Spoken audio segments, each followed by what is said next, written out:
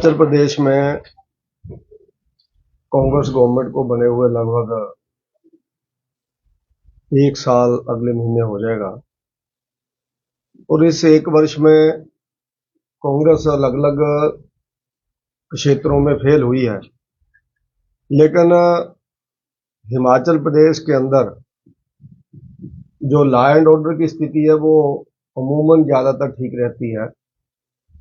लेकिन इस क्षेत्र में भी कांग्रेस पार्टी और कांग्रेस पार्टी की सरकार कानून व्यवस्था बिगाड़ने में भी कांग्रेस पार्टी आने वाले टाइम में पिछली जो अभी घटनाएं हुई है उससे बहुत जिसको हम कह सकते हैं कि बदनामी का एक इनके ऊपर कलंक इनके ऊपर लगेगा, क्योंकि ऊना जिला ही नहीं पूरे हिमाचल प्रदेश के अंदर अगर आप लोग देखेंगे तो लॉ एंड ऑर्डर की स्थिति इतनी भयानक हो गई है कि जगह जगह गांवों के अंदर, परिवारों के अंदर, सड़कों के अंदर गोलियां चल रही हैं और कई घटनाएं गोलीबारी की हुई जिसमें अनेकों लोगों की मौत हुई है। परिवारों के अंदर लड़ाइयां पुलिस की नाकामी शरेआम दर्शाती है। छोटी छोटी उनकी बातें और उन बातों को पूरा प्रशासन के द्वारा ठीक नहीं करना और अंत में जाकर के गोलीबारी होना, उसके अनेकों उदाहरण हिमाचल प्रदेश में मिलते हैं। और उसके साथ साथ एक उदाहरण अभी 1 हफ्ता पहले आपके कालूवाड़ गांव में, स्लो गांव के अंदर एक गोलीबारी की घटना हुई और आज तक उन व्यक्तियों को पकड़ा नहीं गया। एक व्यक्ति के ऊपर फायरिंग हुआ, गाड़ी के शीशे में गोली लगी, व्यक्ति उसमें बच गए, ये सौभाग्य है। लेकिन वो गोली किसने चलाई? हमारे डिप्टी चीफ मिनिस्टर साहब की वो विधानसभा है और उनका भी कोई भी इसके बारे में बयान आज तक नहीं आया है कि लॉ एंड ऑर्डर किस तरह से बिगड़ता जा रहा है और जिला प्रशासन ने उसमें क्या कार्रवाई की, कोई भी आज तक चीज ध्यान में नहीं आई है कि जिन्होंने गोलीबारी की है वो व्यक्ति कौन है, पकड़े गए या नहीं पकड़े गए, पुलिस की उसमें क्या जिसको कह सकते हैं परफॉर्मेंस है, क्या पुलिस की प्रोग्रेस है, उसमें क्या नई डेवलपमेंट हो रही है, कोई उसमें नहीं हो रही है। इस तरह गोलीबारी की घटनाएं आपने देखा होगा जगह जगह के ऊपर परिवारों के अंदर भी होनी शुरू हो गई हैं, गांवों के अंदर होनी, जिसकी बडाला की घटना आपके सामने हुई, एक व्यक्ति चला गया। अभी कल की ही घटना है, एक परिवार के व्यक्ति ने अपने भाई और भाभी को गोली मार करके मार दिया। और इसी तरह चिट्टा किस तरह से एनआईटी के अंदर चला गया हमीरपुर में और कितने बड़े लेवल के ऊपर चिट्टा पकड़ा जा रहा है, बच्चे बिगाड़े जा रहे हैं। वो तो एक एनआईटी का उदाहरण है हमीरपुर का।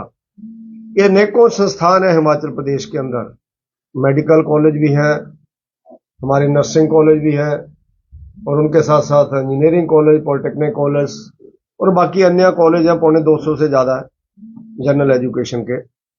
इन सब संस्थानों में चिट्टा सप्लाई करने वाले लोगों के गिरोह खड़े हो गए हैं और वो गिरोह राजनीतिक संरक्षण प्राप्त गिरोह है। उनको कांग्रेस पार्टी के अलग अलग जगह के नेताओं का राजनीतिक संरक्षण प्राप्त है। अगर ऐसा कहा जाए तो भी गलती नहीं होगी कि उनकी देखा देखी में ये सारा चल रहा है। ये बहुत ही दुर्भाग्यपूर्ण घटना है कि हमारे दूर दराज के क्षेत्रों में भी इन लड़ाई झगड़ों के कारण जानें जा रही हैं, लेकिन प्रशासन मूक दर्शक बनकर के पूरे प्रदेश के अंदर बैठा हुआ और जब निर्णय लेता है तो वो राजनीतिक दृष्टि से निर्णय लेता है। ऊना विधानसभा का मैं आज भी अखबार में पढ़ रहा था कि रात को नंगड़ा से आगे उदयपुर गांव में व्यक्ति की लड़ाई हुई और व्यक्ति ने एक दूसरे के ऊपर क्रॉस एफआईआर रजिस्टर कराई है। उनका कहना यह है कि हम लोगों को घेर करके पीटा और बाहर के लोग थे, पंजाब के लोग थे। आप कल्पना करो रात को 11-11, 12-12 बजे, 1-1 बजे ये लड़ाइयां होती हैं। और उसके साथ साथ मुझे जानकारी मिली है, अब वो कितना गवर्नमेंट ने, क्योंकि मैं इसलिए बोल रहा हूं राजनीतिक संरक्षण प्राप्त है, पुलिस का व्यक्ति ही पुलिस चौकी संदोगढ़ में अपने बड़े अधिकारियों को बताता है कि मैंने टिप्पर को रोकने की कोशिश की, ओवरलोडेड टिप्पर, रात को ड्यूटी लगी है लोगों की, लेकिन उस टिप्पर वाले ने उनके ऊपर टिप्पर चढ़ाने की कोशिश की, लेकिन उसके ऊपर एफआईआर नहीं हुई। और उसको ये बोला गया पुलिस वालों को कि आप काहे को बीच में आते हैं, थोड़ा किनारे खड़ा करो। और उसने टिप्पर का नंबर भी बताया। मैं अभी कोशिश कर रहा हूं कि वो टिप्पर का नंबर मिल जाए कहीं ना कहीं से, फिर पूछे वो किसका टिप्पर है। उस पुलिस वाले ने कई लोगों को बताया है। स्थिति जहां पर यह हो गई है कि अब हमारा मरने का टाइम आ गया कि ऐसे लोग गाड़ी हमारे ऊपर चढ़ा देंगे और हमारे अधिकारी कोई भी उसमें निर्णय नहीं लेंगे। और इसी तरह से आप लोगों ने देखा होगा ये अवैध माइनिंग का जो काम है, इसमें पिछले कल ही, शायद आज ही, पंजाब केसरी में मैं लाया हूं आपके पास, एक बहुत बड़ी न्यूज लगी है। जेसीबी और पोकलैंड की फोटो लगी हुई है और मैंने लाइव भी देखा जब पंजाब केसरी ने जो सारा दिखाया कि लोग पोकलैंड और जेसीबियां छोड़ करके भाग गए, टिप्पर छोड़ करके भाग गए, लेकिन माइनिंग ऑफिसर 4 किलोमीटर आगे नहीं जाता है, ऊना शहर में बैठा हुआ है। उसका तय है कि उसने कोई काम नहीं करना है और उसको बैठाया इसलिए जहां पर गया है कि तैने कहीं नहीं जाना है। अब ये पोकलैंड और जेसीबी कहां गई, इसका प्रशासन जवाब दे, जिसकी फोटो पंजाब केसरी ने अखबार के अंदर भी छापी। और किसकी पोकलैंड और किसकी जेसीबी जो बताना चाहिए। पूरे पेड़ उखाड़े हुए, आपने अगर कहीं डेथ के ऊपर भी लकड़ी काटनी हो तो भी कई बार कार्रवाई हो जाती है, लेकिन पेड़ शरेआम उखड़े हुए जड़ों से, शीशम के पेड़, कीकर के पेड़, खैर के पेड़, जो लाइव मैं देख रहा था, और इसके ऊपर भी एक बहुत बड़ा पेड़ उखड़ा हुआ है। ये किसके कहने के ऊपर माइनिंग हो रही है? क्या इसकी माइनिंग परमिशन बनी है? मैं मानता हूं कि माइनिंग परमिशन इसकी होती है, लेकिन मैं आपको दावे के साथ मैं दावा कर सकता हूं कि इसकी कोई माइनिंग की परमिशन नहीं है। और ये जेसीबी पोकलैंड कहां से आ गई इस एरिया के अंदर? कोई नेशनल हाईवे का काम नहीं चला हुआ, कोई बहुत बड़ा प्रोजेक्ट का काम नहीं चला हुआ। पुलिस जहां भी पोकलैंड देखती है उसको क्यों नहीं, पुलिस उसको अपने कब्जे में क्यों नहीं लेती है? क्योंकि पोकलैंड का काम ही नहीं है जहां पर, सिवाय अवैध धंधा करने के, सिवाय अवैध खनन करने के, पोकलैंड का और कोई काम नहीं है। जेसीबी का कोई काम हो सकता है, वो भी जो क्रैशर के लोग हैं वो जेसीबी वहां पर लगाते हैं, क्योंकि जहां पर उन्होंने अपने जो पहाड़ियां उसकी जो माइनिंग ली है, उनकी जो परमिशन ली है उसकी करनी होती है, तो उस समय वो लगाते हैं। लेकिन ये जनकौर के अंदर कहां से आ गई पोकलैंड? पटियाला की पोकलैंड जहां पर पहुंच रही है। और कल की ही वीडियो रिकॉर्डिंग में मैं देख रहा था पंजाब के ट्रैक्टरों के नंबर, पंजाब का ट्रैक्टर फट्टे लगा करके जहां मिट्टी ढो रहा है और भाग गया वो वहां पर, जब पत्रकार पहुंचे वहां पर। 4 किलोमीटर माइनिंग ऑफिसर नहीं जा रहा है। जब माइनिंग ऑफिसर महीने लेकर के जहां पर आराम कर रहा है, पैसे कमा रहा है। विजिलेंस को इसकी पिछले 5-7 सालों की इंक्वायरी करनी चाहिए कि इसकी इनकम कितनी बड़ी है, इसकी इंक्वायरी करनी चाहिए। और उसके साथ साथ मेरा ऐसा मानना है जो लड़ाई झगड़े बढ़े हैं, इसमें प्रशासन का जो ढिलमुल रवैया है उसके कारण ये सारे के सारे लड़ाई झगड़े बढ़े हैं।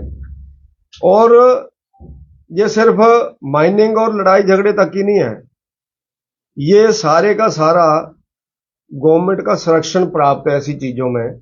और मैं कहूं तो गवर्नमेंट, जिसको कहते हैं गवर्नमेंट को लकवा मार गया हुआ है जब से जो गवर्नमेंट आई है। गवर्नमेंट का कोई काम ठीक ढंग से नहीं चल रहा है और गवर्नमेंट बिल्कुल जिसको कहते हैं दिशाहीन गवर्नमेंट है। और दिशाहीन गवर्नमेंट का ही परिणाम है कि जिनकी गवर्नमेंट है वो सारी बातों को किनारे करके एक अपनी दादागिरी दिखाने का, जिसको कहते हैं, प्रयास कर रहे हैं। जिसका जीता जागता उदाहरण आपने म्युनिसिपल कमेटी ऊना के अंदर पिछले कल परसों देखा। म्युनिसिपल कमेटी के चेयरमैन को, म्युनिसिपल कमेटी के वाइस चेयरमैन को, उनके बाकी मेंबर्स को, बीजेपी वालों को चुन करके उस शिलान्यास के लिए नहीं बुलाया जो शहर के अंदर शिलान्यास हुआ। मैं पूछना चाहता हूं, जो लोग शिलान्यास के अंदर गए थे वो किस हैसियत से गए थे? क्या है वो एक पार्षद थे, तो चेयरमैन वाइस चेयरमैन उनसे बड़े होते हैं, उनको क्यों नहीं बुलाया गया? और बाकी जो वहां पर एक्स एमएलए साहब गए वो किस हैसियत से वहां पर शिलान्यास कर रहे थे? वो अलग अलग जगहों, जब मैं चेयरमैन होता था तो उस समय यही विधायक साहब बोलते थे कि सतपाल सत्ती क्यों शिलान्यास उद्घाटन कर रहे हैं। मैं चेयरमैन था और मैं गवर्नमेंट के अंदर लगभग 2.5 साल के बाद चेयरमैन बना था। जब हमारी गवर्नमेंट रही, मैं स्टेट प्रेसिडेंट था, मैंने कभी भी कोई शिलान्यास उद्घाटन नहीं किया, मैंने कहीं भी पत्थर नहीं लगाया, मैंने कहीं भी भूमि पूजन नहीं किया। जबकि मुझे बोलते भी थे आपका नाम लग रहा है, मैंने कहा भैया नहीं, मैं किसी भी ऑफिशियल पोस्ट पे नहीं हूं, मैं पार्टी की पोस्ट के ऊपर हूं, पार्टी का गवर्नमेंट के अंदर कोई मतलब नहीं है। लेकिन आज वो किस हैसियत से, मैं तो उस समय प्रेसिडेंट था, वो अपनी पार्टी के वाइस प्रेसिडेंट है, एक्स एमएलए है, मैं भी उस समय एक्स एमएलए था।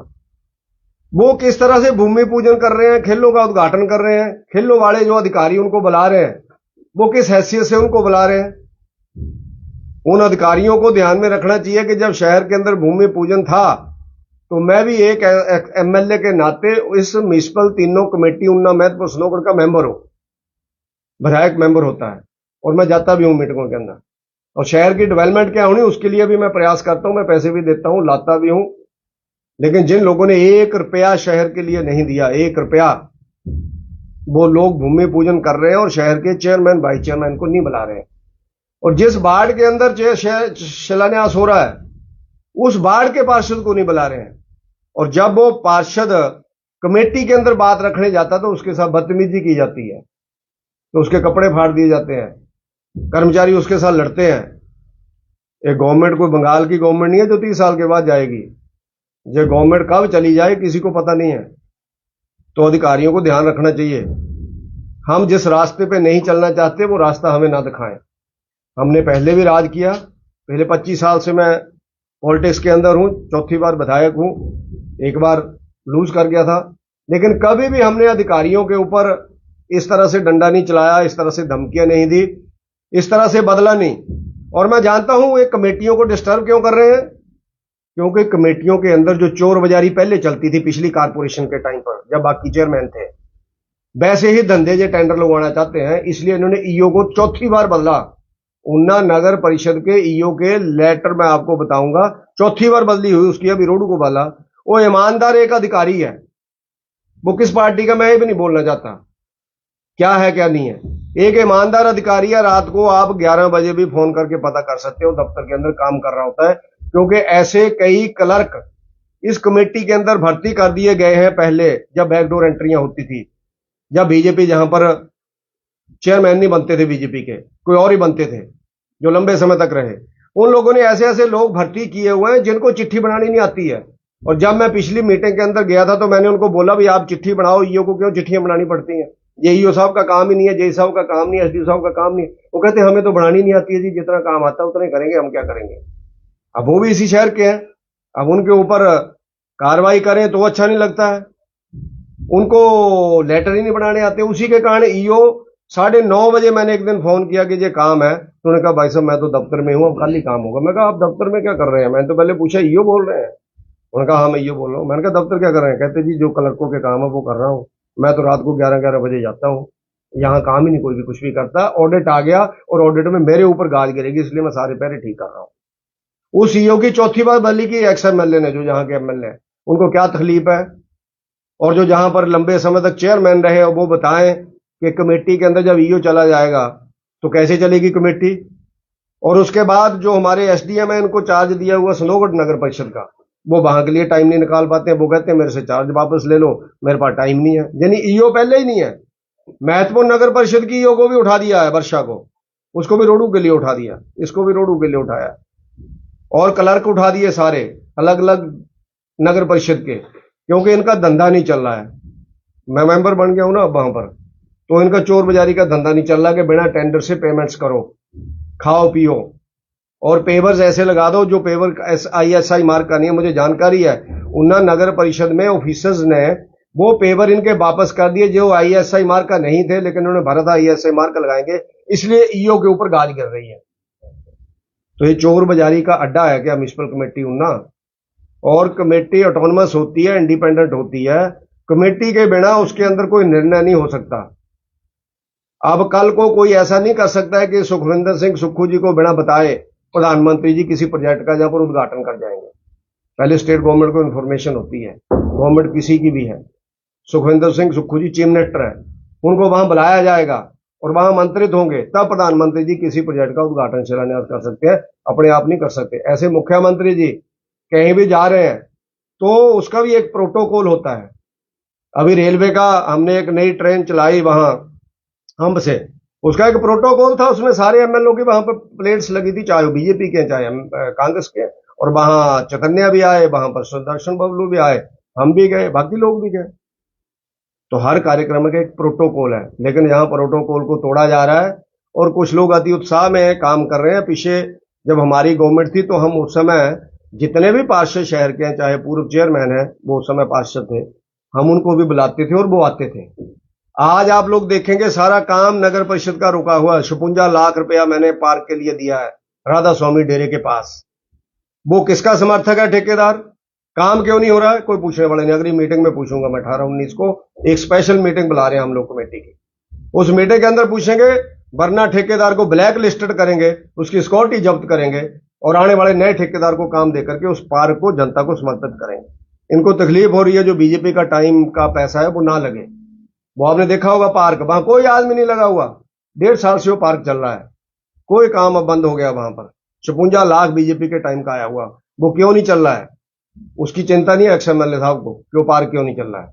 उनको चिंता है ईओ उठा दो, क्लर्क उठा दो, कमेटी मेंबर्स उठा दो, हेडमास्टर्स उठा दो, प्रिंसिपल उठा दो, पुलिस के अधिकारी जो अच्छे हैं, जिले के हमारे जहां काम करने वाले लोग हैं उनको उठा दो, और फिर उनकी कुछ लोगों की रोक दो, कुछ ले दे करके हो जाता। कुछ उनके आदमी है वो बीच में कहते हैं मिल लो साहब से तो हो जाएगा काम। ये धंधा चला हुआ है जहां पर, जो हमने कभी सोचा नहीं था, कभी सुना नहीं था, ये धंधा चला हुआ है। अपने अफसरों को बाहर भेजना और बाहर से किसी को लाना नहीं, और अपनी सीटें खाली रखना, अपने स्कूल खाली करना, अपने पुलिस के लोग बाहर भेजना, अपने हमारे ईओ बाहर भेजना, हमारे क्लर्क बाहर भेजना। महतपुर से भी 2 क्लर्कों की ट्रांसफर कर दी गई है। मैंने कहा उनका ताला लगा देना चाहिए वहां पर जाकर के नगर परिषदों को। ये स्थिति, मायने की तरफ कोई ध्यान नहीं देना, 2 नंबर के लोग लगे हुए हैं। कितनी बड़ी, 4 किलोमीटर के बाद इतनी बड़ी माइनिंग हो रही है, कोई पूछने वाला नहीं है। आप लोगों को भी जाना चाहिए। मैं बाकी मीडिया के साथियों से भी कहूंगा, एक अखबार ने अभी दिया, आप लोग खुद जाकर के देखो। मैं तो हैरान रह गया वीडियो देख करके, कितना बड़ा माइनिंग वहां पर हुई है, और फोटो अखबार के अंदर जो आई है उसको देखेंगे आप लोग।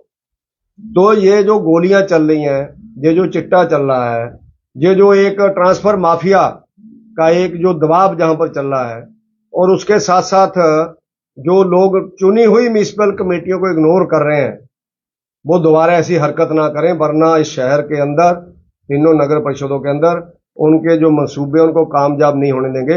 अगर वो चेयरमैन वाइस चेयरमैन को इग्नोर करके कोई ऑफिसर कोई कार्यक्रम करना चाहेगा, उस कार्यक्रम को वहीं पर जाकर के हम लोग डिस्टर्ब करेंगे। हम देखते हैं कौन करता है उनके बिना, चेयरमैन वाइस चेयरमैन और चुने हुए नुमाइंदों के बिना कोई कार्यक्रम कैसे शहर के अंदर करता है, वो हम लोग देखेंगे। कमेटी हमारी है, तीनों कमेटियां भारतीय जनता पार्टी की है, और ऑटोनोमस और इंडिपेंडेंट है, और अधिकारियों को तनख्वाह और पेंशन कमेटियां देती हैं, गवर्नमेंट नहीं देती है। और अगर कानून के अंतर्गत कोई कार्रवाई हुई तो हम उन जो अधिकारी हैं जो अपने दायरे से बाहर निकल करके करेंगे, कमेटी में प्रस्ताव डाल के उनके ऊपर हम लोग कार्रवाई करेंगे कि क्या कार्रवाई हो सकती है। हम लोग जानते हैं विधानसभा के अंदर क्या क्या होता है। तो इसलिए मैं आप सब लोगों के माध्यम से, आप लोगों के द्वारा ये सारी चीजें प्रशासन के ध्यान में, गवर्नमेंट के ध्यान में लाना चाहता हूं कि जिस तरह से गोलीबारी आज डिप्टी स्पीकर साहब के विधानसभा के अंदर हो रही है और बंदे 5 दिन के बाद भी पकड़े नहीं गए हैं, जिस तरह से गांवों के अंदर गोलीबारी से लोग मारे जा रहे हैं, अपने सगे संबंधियों को लोग मार रहे हैं क्योंकि प्रशासन निर्णय नहीं ले रहा, प्रशासन का डर कोई नहीं है, और जिस तरह से चुनी हुई संस्थाओं को इग्नोर किया जा रहा है, और जिस तरह से हेडक्वार्टर के पास माइनिंग माफिया शरेआम पोकलैंड जेसीबी लगा करके जमीनों को मिट्टी पंजाब के अंदर भेज रहा है, इन सब बातों के ऊपर मैं आप सब लोगों के माध्यम से आज रूबरू हुआ हूं। इन सब बातों को अब जनता तक पहुंचाएंगे, और मुझे उम्मीद है कि सरकार की ओर से इनके ऊपर वक्तव्य आना चाहिए कि किस तरह से लॉ एंड ऑर्डर की स्थिति बिगड़ रही है। यही मेरा आप सब लोगों से निवेदन था। आप सब आए, आप सबका बहुत बहुत धन्यवाद। जय हिंद, जय भारत।